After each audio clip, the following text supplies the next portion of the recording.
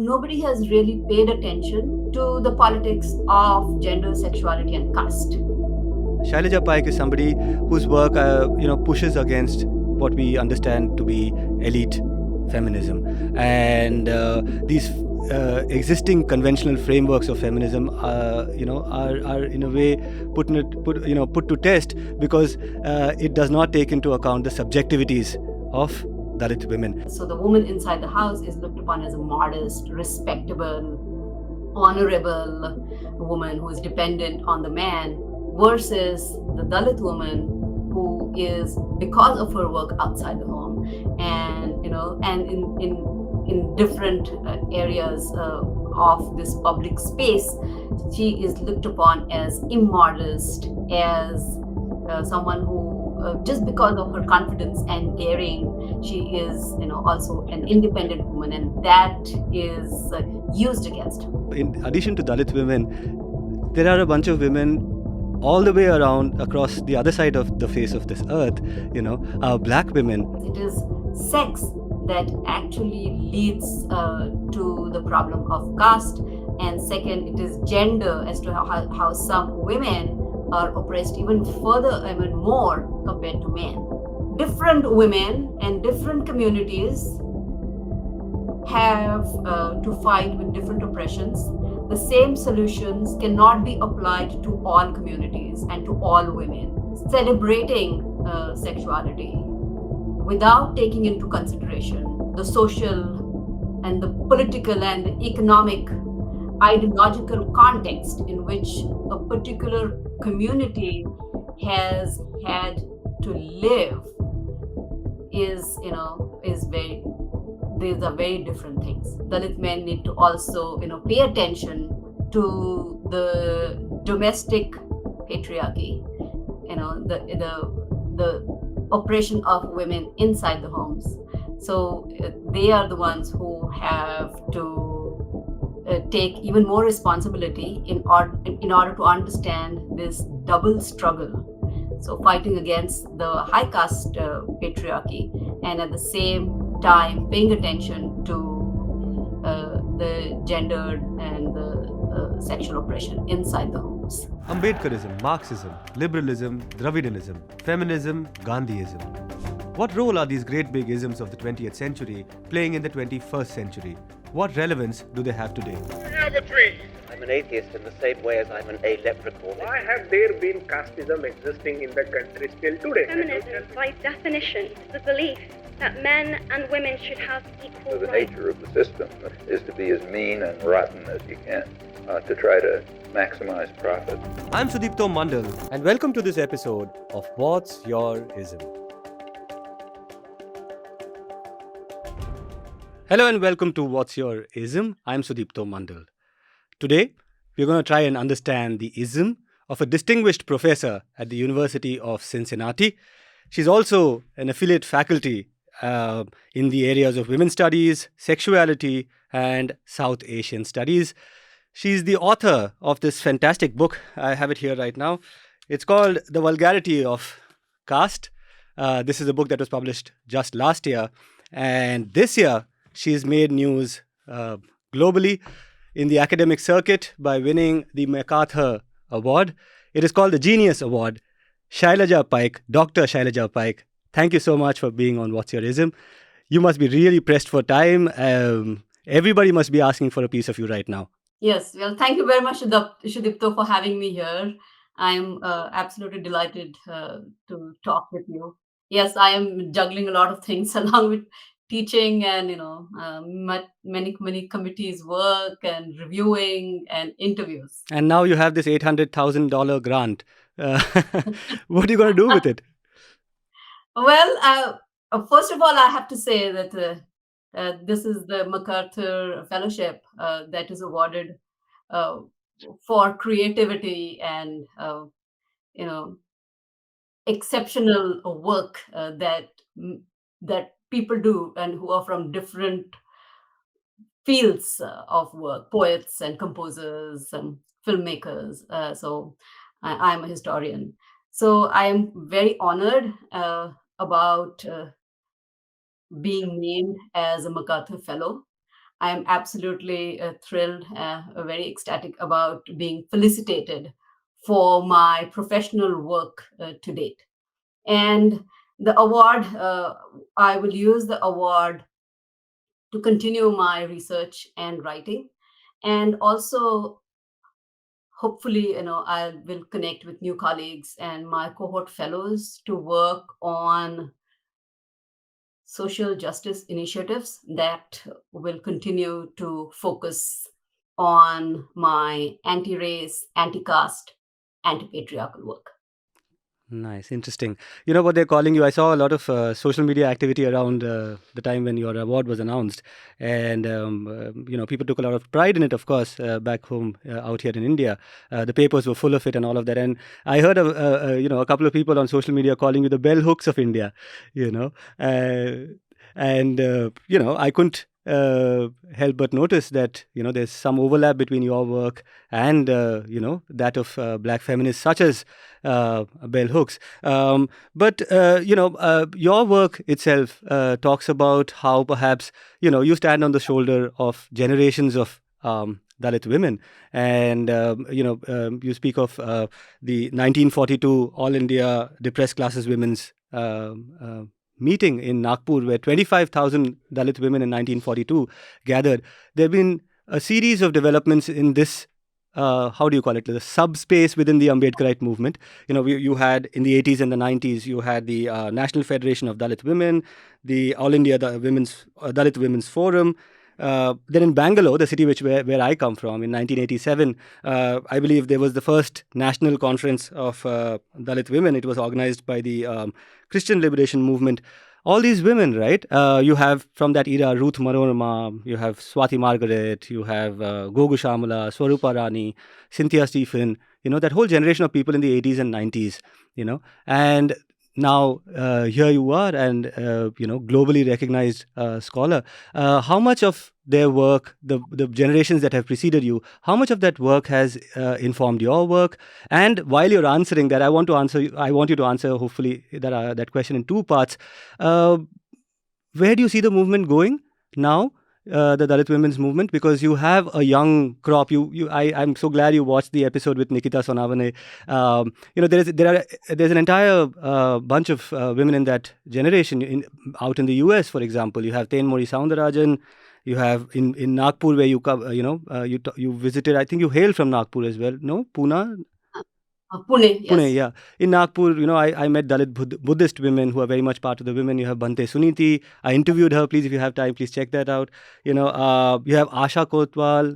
In 2017, there was this All India Dalit Adhikar, Mahila Adhikar Manch. All of this is happening in that space. How does this inspire you? What do you see happening in that space? Where is it going? Initial comments. And then we'll get into your book.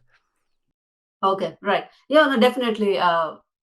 The Dalit women's movement, has been strengthening over the years. And as I have documented in my two books, my first book was Dalit Women's Education in Modern India, Double Discrimination, that came out in 2014. And my second book, The Vulgarity of Caste, that you have on your desk right now. So women have been, yes, certainly Dalit women who have been exploited in so many different ways, but at the same time, they have put together their lives in so many different ways, and they have been resilient and fighting on every front. They they are piecing together their lives and fighting their social oppression, economic oppression, sexual oppression, and fighting the double patriarchy, as I mentioned it, both inside their homes and outside their homes.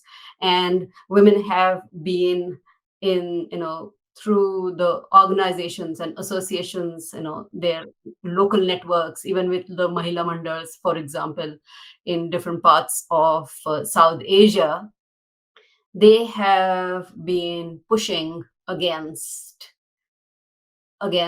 caste discrimination, against sexual and gender discrimination. So all the heroes that you just mentioned, right? So I have been, I have tracked the story. There are even women who came earlier, for example, in the end of the 19th century and the early 20th century and the entire 20th century. And this is how we see as to how women are fighting their double discrimination, pushing against every form of oppression, but at the same time, we they are also creating and making their voices heard. So definitely we see a lot of change, but at the same time much work needs to be done, both inside South Asia and globally. Right, right.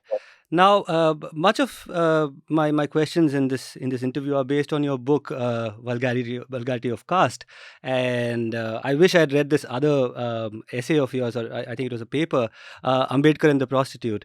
I'm sorry I couldn't read that. I couldn't find enough time, but I've gone through your book, and I must congratulate you. It's a fantastic piece of work. It's very journalistic. So, as a journalist, I really appreciate the kind of field work you do, the kind of people you speak to. It appeals to me in that way as well. Um, um, I want to get into some of the theoretical frameworks that you have evolved. And I want you to talk about that. For example, the caste gender complex. A caste gender sex complex. So I want to talk about that. But first up, one of the standout features of your book, the depth with which you go into the story of Pavali Bai and Bapu Rao. Before I get into the theoretical question, tell our audience, please, and I hope you'll forgive us for not being scholars. This is a popular medium, and a lot of people here are interested in this subject, but perhaps they might not have the academic, exposure. So, in layperson's terms, tell us a little bit about this story. This is a very interesting equation that you talk about between Bapu Rao, a Brahmin who takes to Lavani. And of course, the other thing, the book, Vulgarity of Caste, is based on the practice of Lavani and Tamasha. I suppose Shailaja will speak about that as well in this answer. But yes, talk about, please, Pavali Bai and Bapu Rao. Who are these people? Okay, definitely. So, my second book, The Vulgarity of Caste, Dalit, Sexuality and Humanity in Modern India, published by Stanford Press and Navyana the Indian version was brought out by Navyana in 2022. The book focuses on the politics of caste, gender, sexuality, and popular culture that in the form of tamasha.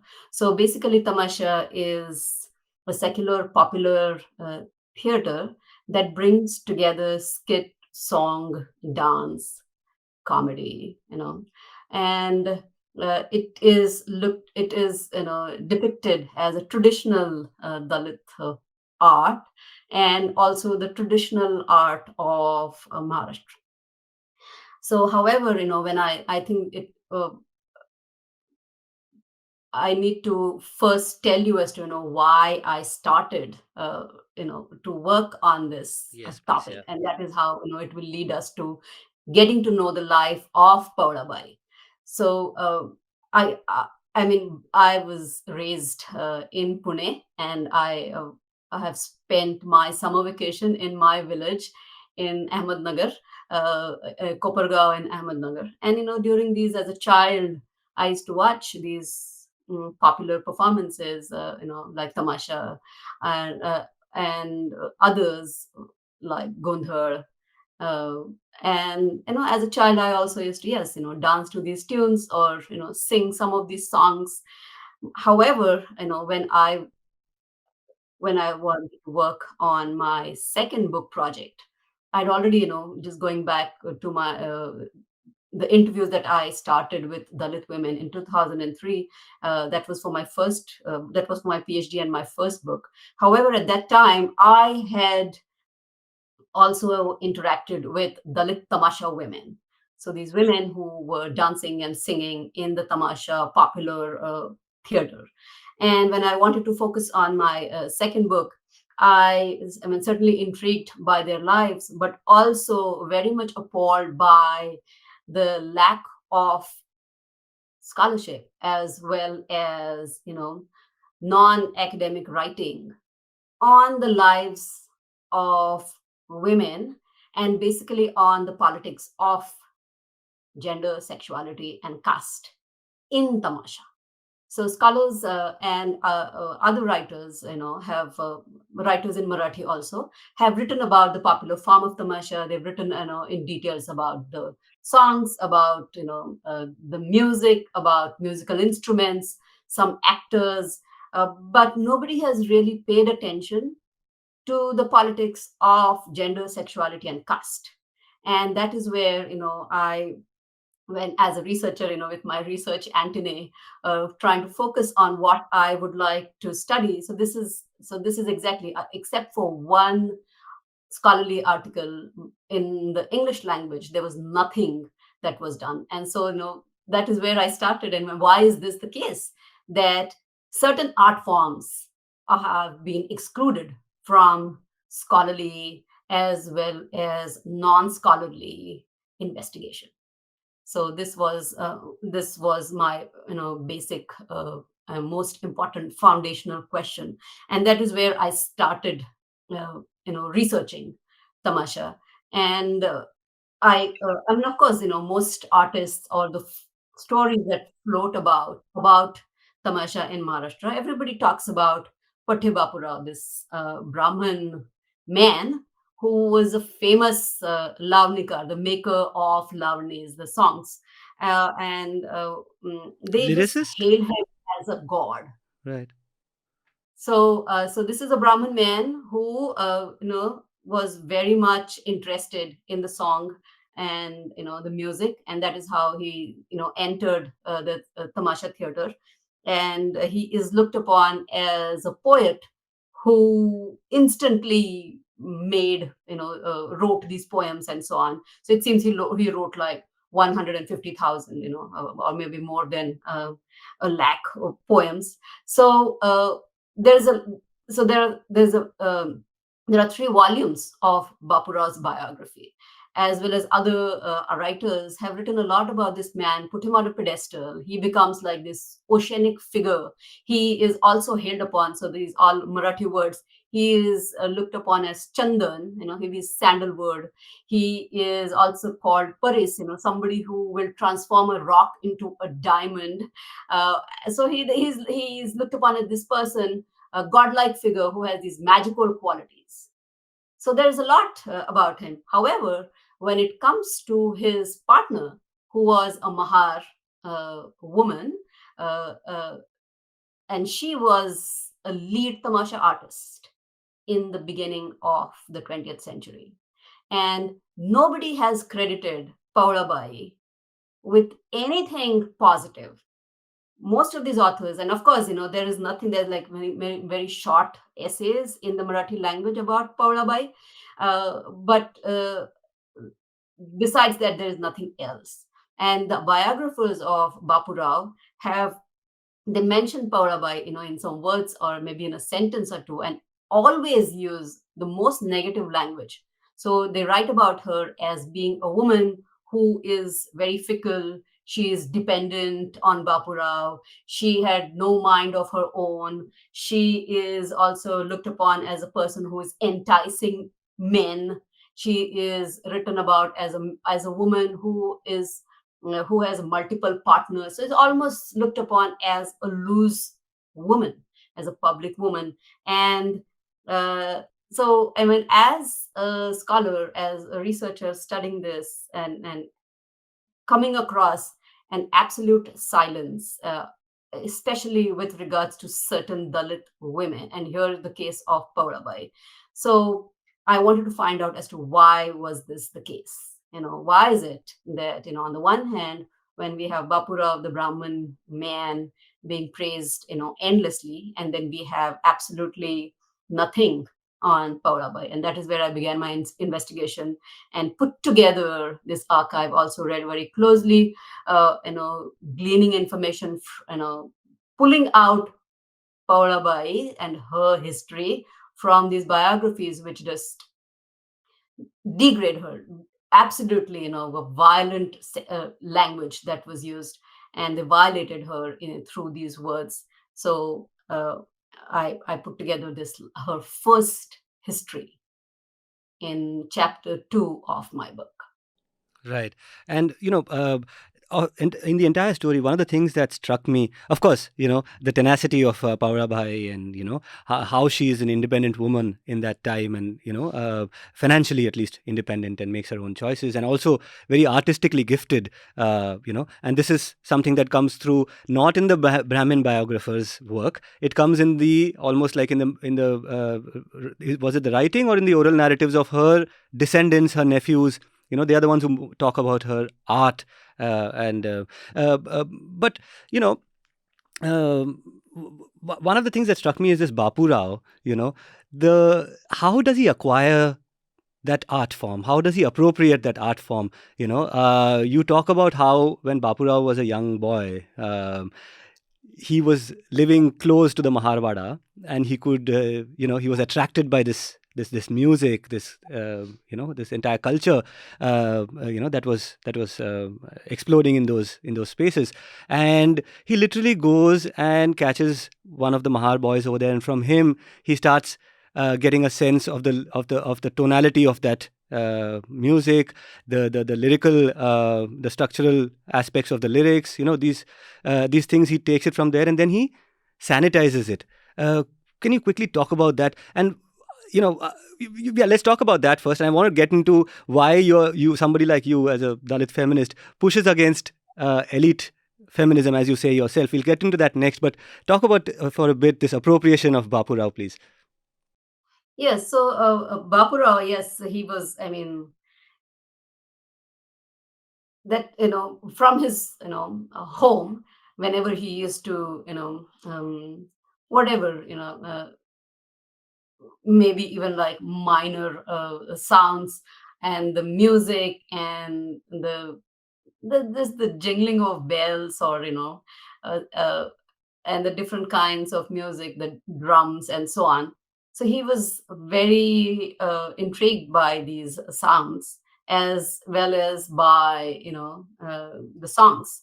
And as a Brahmin man, the society and his family that followed the restrictions and the caste boundaries, he could not, initially, he, as a child, and very interested in this popular theater, could not immediately, uh, enter Mahar, Mang, Dalit neighborhoods to attend this performance. But however, he is listening to them, and that is how he was writing, these songs.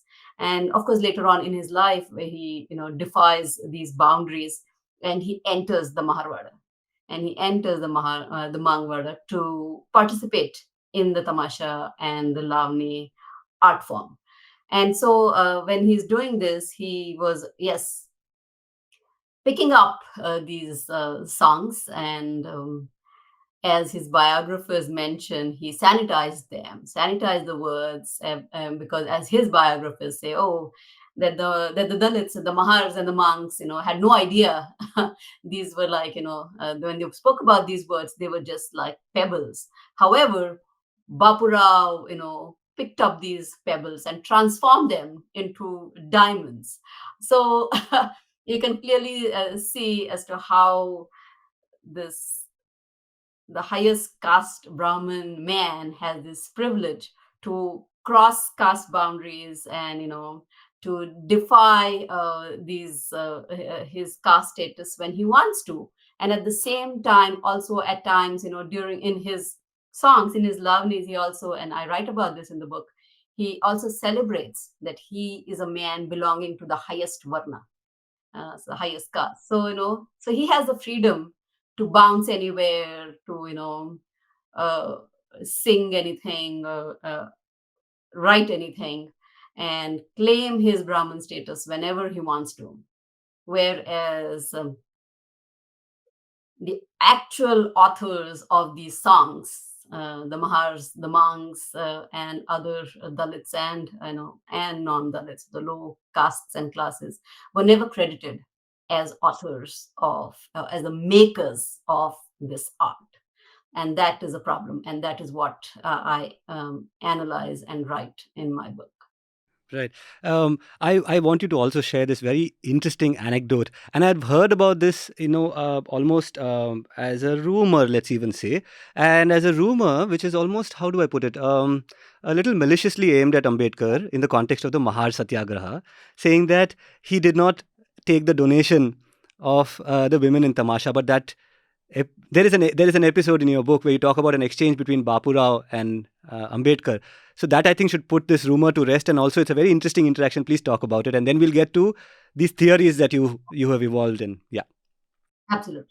So now that you know about Bapurao and Paulabai, here in 1927, when Dr. Ambedkar is, fighting his political, social, religious, ideological battles with the dominant castes and classes, and as well as the British government, he in 1927, is trying to put together funds to uh, so that Dalits could have access to the public tanks, for example, that of Mahad.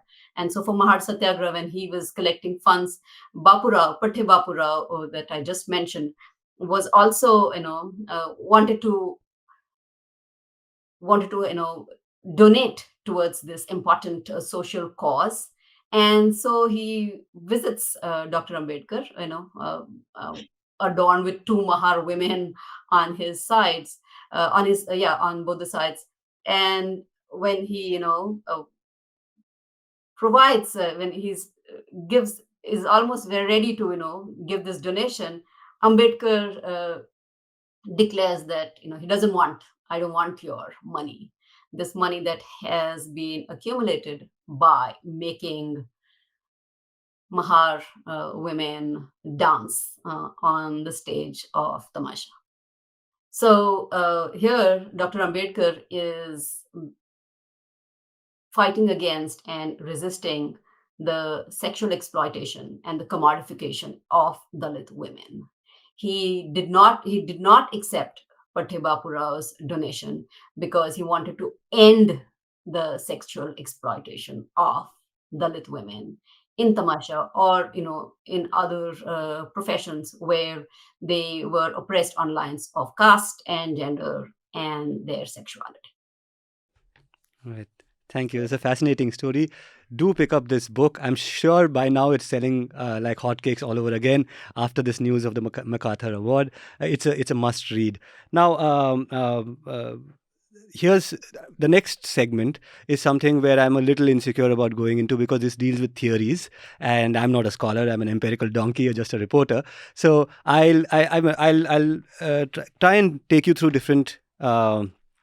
Let's say even theories, sections in your book, and then you can talk about it. So, one of the things, of course, in terms of, in the largest frame of who you are and what you do, Shailaja Paik is somebody whose work, pushes against what we understand to be elite feminism. And these existing conventional frameworks of feminism are in a way put to test, because it does not take into account the subjectivities of Dalit women. There's a section in page 19 of your book, where you talk about Manuski. Right. I want you to talk about Manuski. I want you to talk about, because Manuski in Marathi, in English, it means human dignity, to reclaim human dignity. And one of the things, I suppose, that immediately sets the cat among the pigeons, as it were, is, for example, how you look at family and marriage, and how that goes against all conventional feminist wisdom, if you like. I just kind of picked up a few quotes from here and there about how different waves of feminists have defined, for example, marriage. You have Emma Goldman, who says marriage is not a love pact, but economic agreement that resists mainly women's freedoms. You have the Marxist understanding, where Engels says marriage is not for the purpose of love, but for private property. You have, of course, Simone de Beauvoir, who says it's an institution that solders people together. Obliging people to sleep together who no longer want to is a bad idea. Okay. And then we come to again, I think that's a good backdrop to get into this page of from your book, where you say about Manuski, despite some ambiguity and differences of opinion over what defined morality, Dalits resolutely agreed that Manuski required decency for the Samaj as a whole. The new political Dalit was contingently constructed as Samaj, and family became a site of resistance and solidarity against caste violence in the context of specific histories of double colonization, British and Brahmani. You say Brahmani. I wonder why. I mean, most people say Brahmanical or Brahmani. But anyway, but this thing of, locating resistance, family as a site of resistance. Speak about this, and why do you think it is an important thing that actually distinguishes the perspective of somebody like you from what would be called a conventional feminist? So you need to understand that I am focusing on Dalit women and, yes, the larger Dalit community that has never been looked at as humans. They have not had the luxury of being always already celebrated as human beings. This is the community that we are looking at. And that is why we need to understand that women in the community have been looked upon as women who are public women just because they have to work outside the homes. They are not they are looked upon as something opposite of the woman inside the house. So the woman inside the house is looked upon as a modest, respectable, honorable woman who is dependent on the man, versus the Dalit woman who is, because of her work outside the home and and in different areas of this public space, she is looked upon as immodest, as someone who just because of her confidence and daring, she is also an independent woman, and that is used against her. So Dalits were also not, because of these intersections of caste and gender and sexuality, or the sex gender complex that I call in to analyze this tripartite, oppression of Dalit women. Dalits also did not have the luxury of forming, family bonds and these kinship bonds that could be protected, and that is the reason family became very important. Marriage, and again, I'm talking about specific historical, political, ideological contexts. This may not be true for the entire Of centuries. course. So you also need to understand. So, for example, when I'm analyzing Dr. Ambedkar's speech to the so-called prostitutes in Mumbai in 1936, or his interaction with Pratibha Rao in 1927, we need to look at that context, and at the same time also how certain concepts like Manuski are developed in these, and in these contexts, but they're also applicable outside these contexts.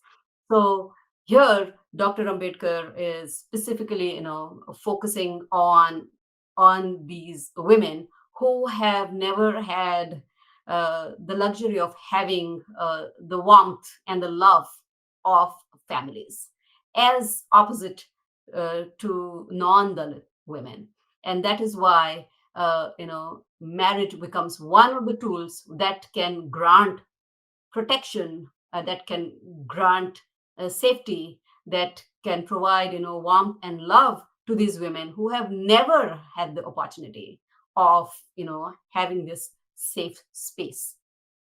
So in that particular context, marriage becomes a tool for providing a form of human dignity to these women to get out of their professions, as Dr. Ambedkar would say, and then grant them some kind of liberation. And this is why conventional feminist analysis, which just stops at dismissing Dr. Ambedkar as a patriarch, is problematic. So we need to that, and that is where I we need to. I have taken these feminists to task, and we need to analyze even deeply as to there is something else and something more that is happening here that is beyond patriarchy. Patriarchy is first of all a relationship between men, and in this case the British high caste men and Dalit men. But at the same time, here what is at stake is Dalit humanity. And so how can then you think about these pressures and these different forces that are operating at the same time to carve out this humanity and human dignity for people who have never had the luxury of being depicted as humans and have been, as Dr. Ambedkar and as we analyze of people who are considered almost animal like. Right. You speak about how this is rooted in the subjectivity of the Dalit experience of slavery, and within the context of the sex, gender, caste complex. And though it is of course not universal, like you say yourself, but I couldn't help but notice that in addition to Dalit women, there are a bunch of women all the way around across the other side of the face of this earth, black women, and how they have over time, contested what you call conventional feminist wisdom. And you have somebody like Bell Hooks, to whom you have been compared now, like I was saying in that social media post. If you'll allow me, the moment I read that section that I just read out from your book, the moment I read it, it took me back to so in journalism school, there was a gender studies paper, and there was this paper I had read by Bell Hooks, which was a 1990 publication, Home Place as a Site of Resistance. It is an essay by Hooks, in which, if you'll allow me, I'll just read quickly from that, the important section, which matches with a lot of what you say. It says, historically, black women have resisted white supremacist domination by working to establish home place. It does not matter that sexism assigned to them this role. It is more important that they took this conventional role and expanded it to include caring for one another, for children, for black men, in ways that elevated our spirits and keep us from despair. That taught some of us to be revolutionaries able to struggle for freedom. With that quote, I'll invite you. And I do want to go again, like I said, to this very formidable theorization that you have done. But you are out there in the US at a time when there's a lot of cross-learning, a lot of collaboration, let's even say, between Dalit women, I understand, and black women, African-American women out in the US. What kind of give and take have you been part of in those universities, these academic spaces, perhaps even outside in social spaces? The reason I ask you this, I suppose, like in India, when you talk about intersectionality, often the Dalit subjectivity does not find an intersection with many other marginalized identities. But how is it different in the US for you? Because anecdotally, caste and race play out quite in similar ways. Yeah, definitely. So I have in my life, it's about 20, 23, 25 years here, outside India, and especially a lot. I mean, in the US, I have tried my best to connect the two communities, Dalits and Black people, in a number of ways, and through my writing and for example, participating in workshops and conferences where we can build solidarities between the two communities. And I think it is very important because historically there has been a conversation between the two communities, even if they belong to different countries and different contexts, but still there has been a conversation about the historical, the social, and the gendered oppression. So through my writing, I have created bridges so that the communities can talk with each other, and especially, Black women and Dalit women can mm, form some kind of find some kind of parallels and solidarities when we are fighting against anti-race, anti-caste, anti-patriarchal oppressions, and this is a global fight. So I have tried my best to connect with faculty as well as some people in the community, so that we can work on on these lines. However, uh, we need deeper conversations along, as to how this could be done, and most importantly, here also Native Americans, and also the Latinx people.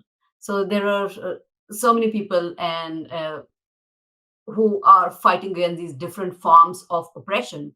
So much work needs to be done, in order to build these bridges, what I call. So I'm hopeful that with the MacArthur Fellowship, I will get some time in order to work on these lines. Right, right. Now, I want to quickly get into these theories, that you have proposed. And when I say proposed, you say this yourself. You admit that these proposals are based on the foundation of Ambedkar's own work. That you have expanded. For example, in 1916, Ambedkar comes up with this entire theorization of endogamy being the key to the mystery of caste. That by preventing blood from mixing with blood, you keep the entire complex intact. And based on off of that, you come up with this theorization of the sex, gender, caste complex. Now, like I said, I gave you the disclaimer right in the beginning. This is a popular platform for the lay person. Can you break it down? What is this theorization that you have come up with, for which you're now noted? Right. So I am with the sex, gender, caste complex. I am analyzing as to how the oppression on lines of caste intersects with gender as well as with sexuality. So in his 1916 essay, Dr. Ambedkar, argues that endogamy is basically the root cause of the is at the root of this mechanism of caste, where women from different castes mm, are not allowed to marry across these caste boundaries. So most importantly, sex and marriage is the problem. And so of course, here when Dr. Ambedkar has put together his theoretical framework, he has analyzed the lives of Brahmin women. Talks about, he writes about sati, widowhood. So these were it's mainly the Brahmin women who had to experience these problems.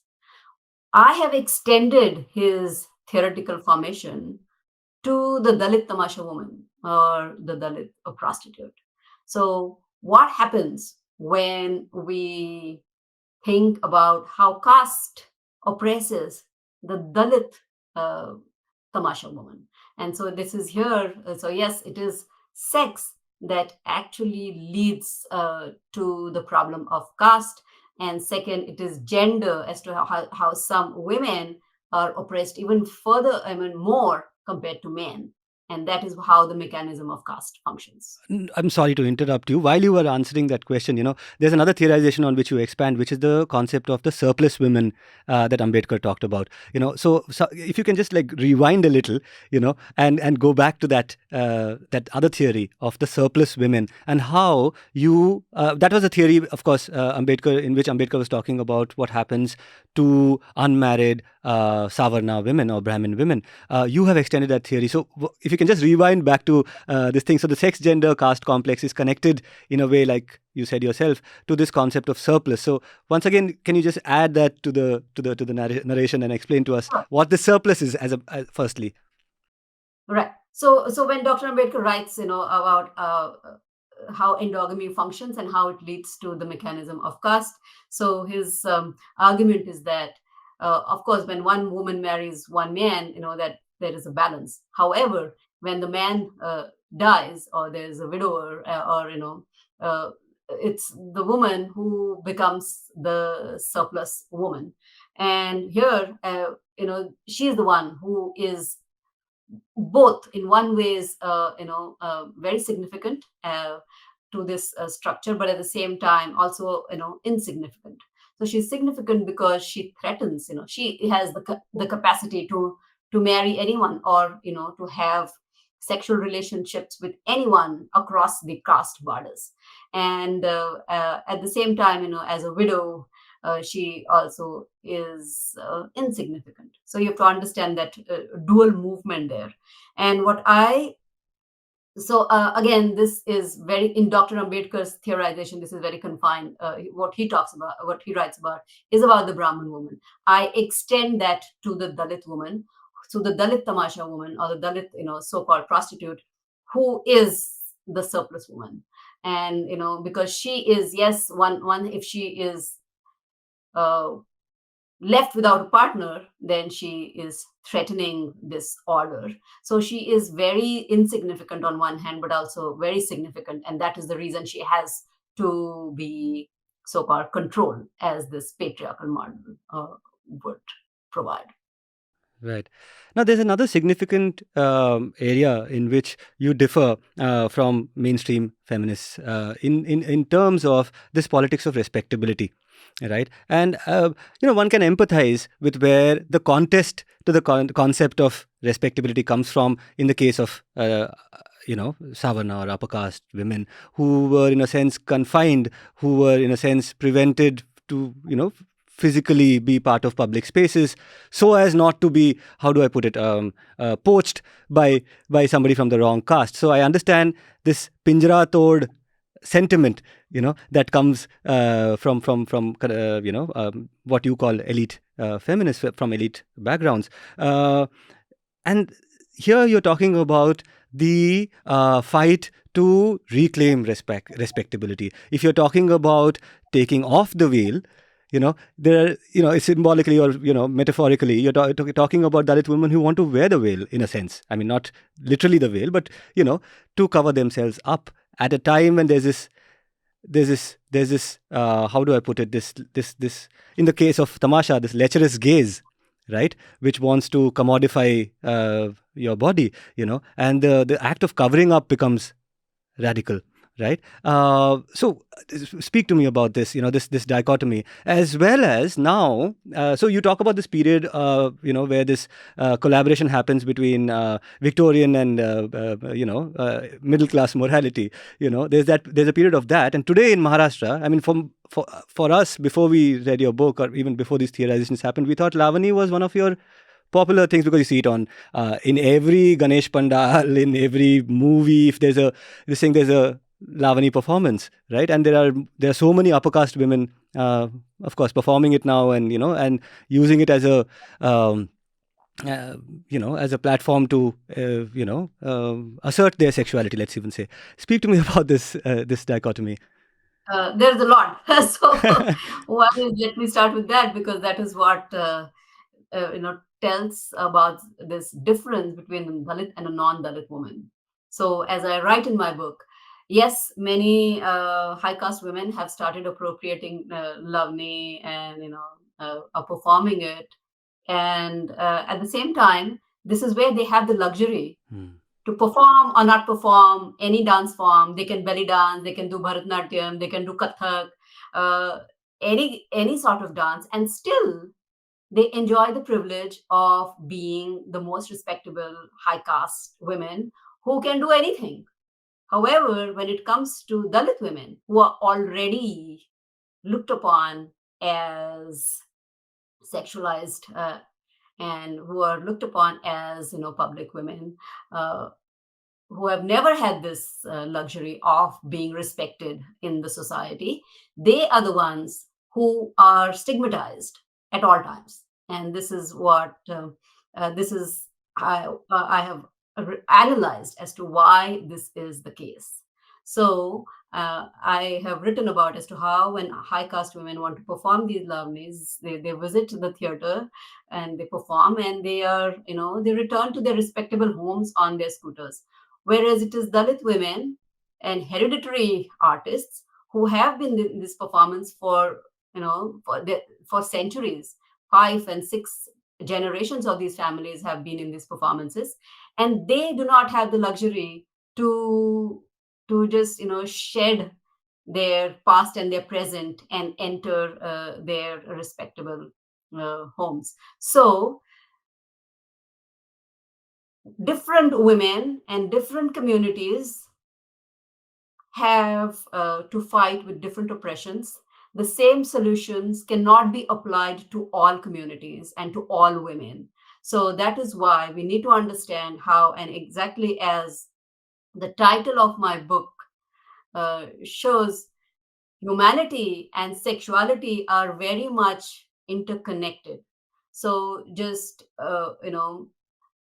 celebrating sexuality without taking into consideration the social and the political and the economic ideological context in which a particular community has had to live is, is very, these are very different things. And, of course, we cannot rank oppressions, but at the same time we need to really pay really, focus on as to what is happening to that particular community and to the specific woman when they are have for centuries fought against these multiple oppressions of gender, sexuality, caste, and race.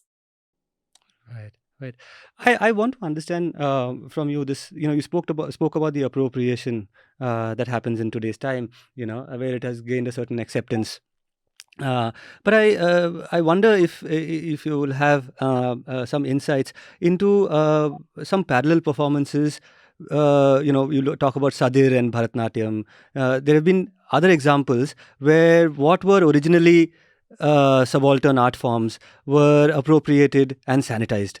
And you also see that when it gets sanitized, then upper caste women being part of it, does not have the same kind of, it doesn't lack the same, it doesn't lack in respectability. Let's even say, for instance, there was a conversation around courtesan culture, saying that this is art and this is not sex work. And then this was something that was coming from, groups of intermediary caste women. And Dalit women shot back saying that there was an internal hierarchy within the courtesan culture, which is that there were upper caste women in the courtesan culture and there were Dalit women. And Dalit women performed a completely different labor as compared to upper caste women in the same enterprises. Can you speak about some of these things with some illustrations, perhaps even? Yeah, I think just let's take, for example, the context of Maharashtra where I work, the controversy on bar dancing, right? And so this has been a site of great contestation amongst, different feminists. So this is where when high caste women were, they looked upon bar dancing as, yes, uh, I mean, certainly, yes, it is a profession. It is providing, economic survival to many women. And yes, for Tamasha women, I have argued in my book that on the one hand, it is very exploitative, but at the same time, it also provides economic survival for these women as well as their families. So, for example, let me give you a quick example. So, Mangalatai Bansode, a lead Tamasha artist who features in chapter 6 of the book, she, yes, uh, was exploited by the tamasha practice, but at the same time she also transformed it into a business enterprise, as she called it, Sakhandani. It became an ancestral lineage for her and for her family. There are about 200 people in Mangalatai's troupe, and it is Mangalatai's song and dance, and her, uh, and her sisters and her family who are in this profession, that basically their performance is responsible for the survival of these 200 people. So we need to understand as to how women are implicated in these power regimes of the tamasha performance, and also pay attention to the hierarchies of caste. So as women who have been historically sexually exploited in this performative tradition, as to what do they have to say and what are their experiences versus those who have who can enter the stage and get off and still retain their so-called normal lives. So we need to pay attention to these specific politics of the sex gender caste complex, as I call it, when we analyze these different performances. Right. Thank you. I have you are rushing. I have time, So for maybe two questions, 5 10 maybe? minutes. Yeah. I have two broad themes I want to discuss. Of course, I want to discuss, the caste, gender, sex complex. It is a complex designed not just for Dalit women, but for Dalit men as well. So, I want to get into what happens to Dalit masculinity in this framework, certain emasculation that a Dalit man may even experience. I'll come to that. But before that, I want to understand from you. Do you see? I mean, historically, you see upper caste women contesting their confinement, but you also see a lot of collaboration. Do you want to reflect on the collaborative aspects of upper caste women in this caste, gender, sex complex?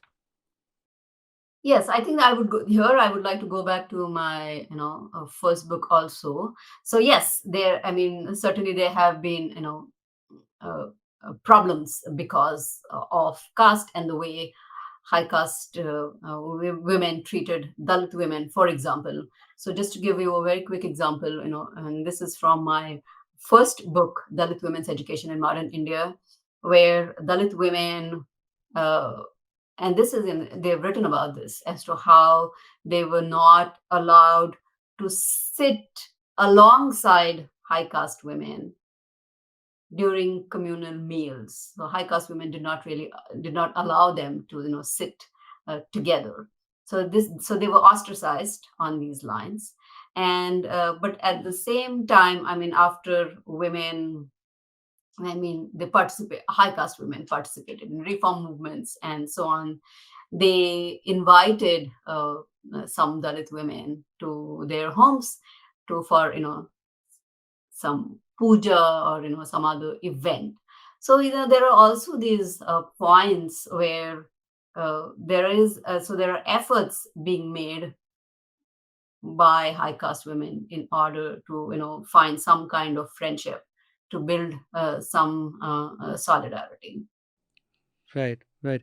Yeah. Now, one of the things that I wondered about, so you have this entire thing of, reducing the Dalit woman into a prostitute and to sexually exploit her. But at the same time, you have concurrently almost this effort to deify her, right, as a goddess, a seasonal goddess even. For a certain time during the festival time, she becomes a goddess, and for the rest of the time she's something else. But if you go into some narratives about the role of Dalit women in spiritual practices, right? There is evidence in history of them having played a very important role in several spiritual practices, particularly within fertility cults, not cults, but religious spiritual systems, that celebrated female fertility. You have the figure of the Matangi, who's a very powerful figure who has been reinterpreted in multiple ways across the subcontinent. The figure of Matangi, and Matangi is essentially a Matang woman, I would imagine. How do you see this role that's also been played by Dalit women. Of course, there's this prostitution that they are forced into, but there's also this other role.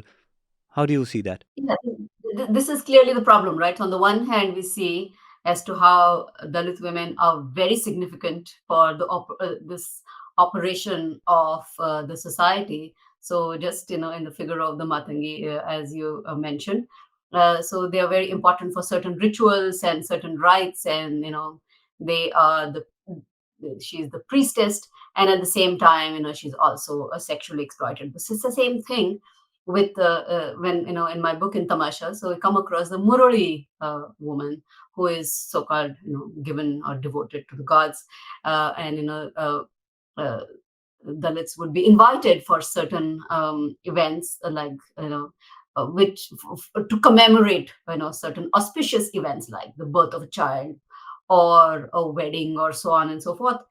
And or for example, even like Holi, Mahars were the ones who had the right to lit up the fire. So the dominant caste men in the village would have to wait until a Mahar man would go and lit up the fire. So they're significant at certain times, and beyond that, they are insignificant. This is exactly the play of caste and gender. So Dalits are used whenever dominant castes feel like and think that they need them, and at other times they are looked upon as disposable. But clearly they are not. So they are very much needed for this mechanism of caste to function. Right. I have a supplementary question in this area. Now you have this entire modernity that erupts within Maharashtra with the coming of Buddhism, and entire families, millions of people taking to it.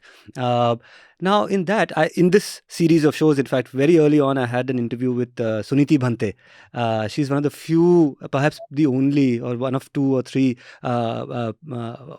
ordained priests. She's ordained as a high priest, and that is something that is very rare for women, and rare, not just rare, but it is very bitterly contested as well, because not only do they not recognize this figure of a female high priest, what she went on to do next, I think, got a lot of people very worked up, which is that she in turn gave Diksha to a male priest. And these kind of let's say even fights, quarrels breaking out in the Ambedkarite Buddhist space indicates that there is also a contest between male and female there. How do you analyze this thing, and where do you see the role of women within the emerging Navayana Buddhist tradition? Yeah, definitely. So this is where, as I said, the politics of the sex, gender, caste conflict. We need to really focus on, as to what is happening in particular historical moments and what is the larger context. So here again, we see with Buddhism as to how women have to push against some patriarchal forces, and in order to make the change. So clearly, with as you mentioned, with with Suniti Bhante, as to what the kind of thing that she is able to accomplish in that space, pushing against different oppressive boundaries of both gender and caste and sexuality. Right. I think that'll be an interesting entry point into my final question. And here I would want you to reflect quite broadly, if you can. So again, we started this interview with how your work intersects with so many other Dalit women, with Black women. We talked about bell hooks. Now bell hooks is very clear. Whenever she was asked about Black masculinity, she sees it as a reflection of white domination, straight up. Saying that if there is anything that is patriarchal or toxic masculine about Black men, it is a result of colonization. And then you have someone like an Alice Walker in Color Purple, right? For which she was criticized as saying that she has uh, contributed further to the stereotype of the violent black man, right? Of course, she later clarifies through other works, that she also probably sees this kind of violence within the colonial framework. But help me here to understand Brahminical patriarchy, and what it does to Dalit men. Right, because as Ambedkar said, the taunt aimed at a Dalit man is that you are a bastard, that you don't know who your father is, that you're a chandal, that you're a son of a prostitute, right? Now, how do you think this shapes, a Dalit man's self-image, but also his image in relation to his woman or women in his community? Yeah. Right. So here again, it's very important to pay attention to history, and it is both the colonial British officials as well as non-officials and high caste elite Indian men who depicted Dalits as being childlike, as being effeminate, as being immature, being rude.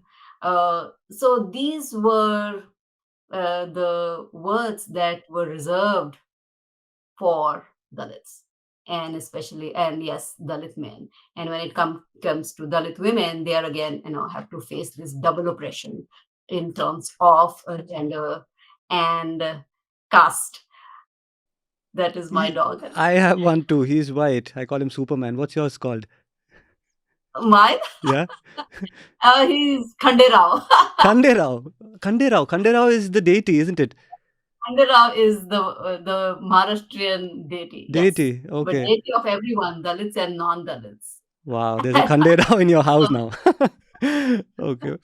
Uh, Anyway, what were we talking about? We were so talking about yes, to what? get back. So Yeah. historically, this has been the process of emasculating Dalit men, and that is and so to fight against this, clearly, Dr. Ambedkar and was, for example, when he's talking about how the family is important, how both, and he argues that both the man and the woman are important to take forward this cart of the family and the community.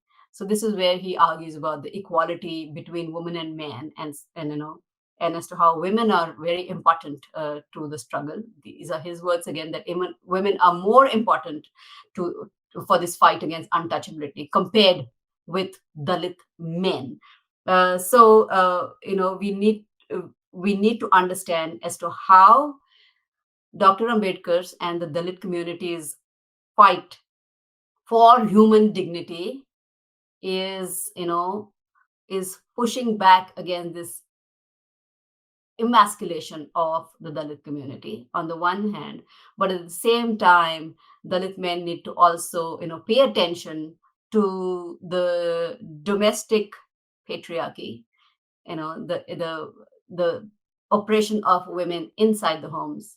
So they are the ones who have to take even more responsibility in order to understand this double struggle. So fighting against the high caste patriarchy, and at the same time paying attention to the gendered and the sexual oppression inside the homes. So I, I just want the community and men, especially Dalit men, to understand these struggles even more and stand with Dalit women.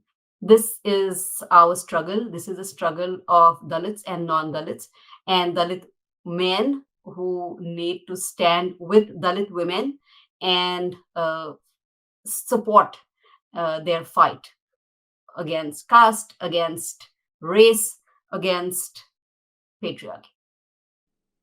Thank you. I couldn't have said it better. Thank you so much for that. Uh, My last farewell question, if you'll allow me, this is a theme I think we should always keep talking about, I suppose, particularly since the passing of Rohit Vemula, this huge industry that has exploded, this industry of appropriation of Dalit lives, of Dalit stories, of Dalit archives. You speak about it as well, where there is this sudden scramble for everything to do with Ambedkar and Dalits, and I can't say that all the work is poor quality, but I can't but help feel perturbed about who is doing some of this work. It is defended, and I can empathize with it to a certain extent, which is that it is a secularizing of Ambedkar that is happening, let's say, with so many different scholars from different backgrounds. How do you look at this? There's an x-axis and a y-axis here, right? Of course, we ourselves often talk about how Ambedkar is for everybody because of how many things he was relevant to and how many things he did, but on the other hand, this appropriation, how do you contend with these two things? Yeah, it's as the past decade and a half, as you can see, nobody paid attention to Ambedkar, and now suddenly, as I have written, he has come into fashion for so many, and everybody is trying to appropriate him. I just want them to pay attention and read what he has written, and instead of believing in rumors and different kinds of stories that are floating around. So it is, as I said, it is good that people have started reading at least, but I would like them to get even deeper and read his works, and also if they can follow his messages, that would be really wonderful. And this is where I think ethically, morally, what both scholars and non-scholars who will be working on these lines. So I really want them to pay attention to this. Right. Thank you, Professor Paik. I'll let you go only if you promise to come back, when you're not this busy. I hope to have a longer, more immersive conversation about your journey, actually. That's something we didn't speak about, but I thought it would be far more important for people to also engage with your theories, and that's why I kept it to that. But I do want to get into this journey. You're 25 years in the US, all of that. Please promise me you'll come back again for another round of this conversation a few months down the line.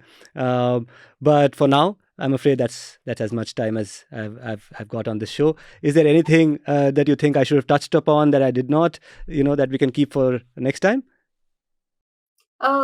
I think no, this was very good. So thank you very much for having me here. I just want to once again, underline that this is a global fight, and we need to stand together against this anti-race, anti-caste, anti-patriarchal fight. And I welcome, and I request non-Dalits to expand their mental faculties and stand with Dalits. Dalit men to stand with Dalit women, so that we can continue and strengthen this fight for human rights and social justice. Thank you very much. Thank you. That was Dr. Shailaja Paik and her ism. Some of you would have, of course, agreed with her. I'm guessing some of you disagreed with her. Do let me know what you felt about this interaction. Do read that book of hers. I'm going to put out this cover once more for you to see. This is The Vulgarity of Caste by Dr. Shailaja Paik. Do check out this book and all her other work. That's all we have time for today. Thank you. I'll see you next time.